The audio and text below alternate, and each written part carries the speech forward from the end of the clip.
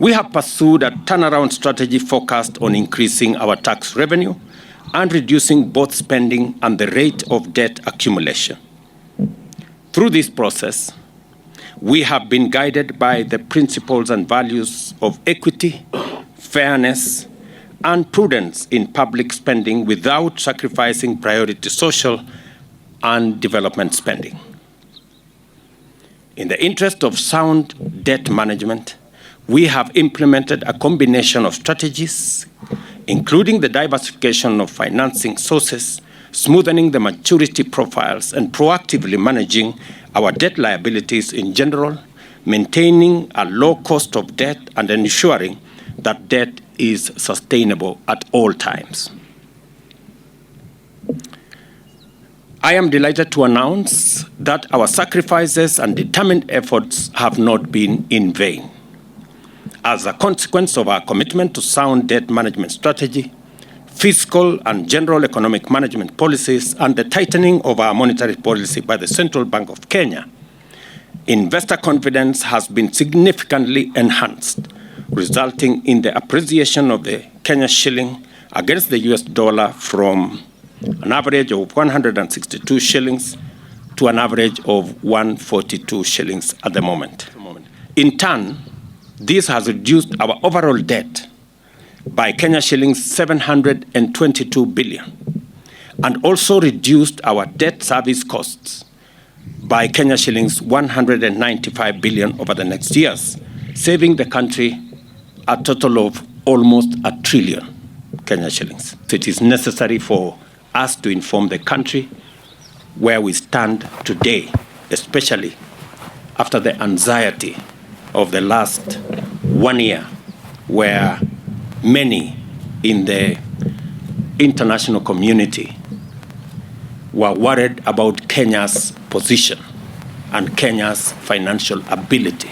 to manage our situation, including our debt situation. I can now confidently say Kenya is no longer in the list of the countries that run the risk of debt default, thanks to the collective effort that has been done by my team at the Treasury and by the whole of government approach that has seen us cut down on many aspects of spending, make sure that we reduce the accumulation of expensive debt, and put the country on a trajectory of living within our means. Yesterday marked a significant financial milestone for Kenya as we successfully settled the buyback of a substantial part of the US dollars 2 billion 2014 Euro bonds that were scheduled to mature on the 24th of June 2024 by paying US dollars 1.5 billion raised on 12th February 2024. The successful execution of both the buyback and the new bond issue demonstrates strong investor confidence in Kenya through the international capital markets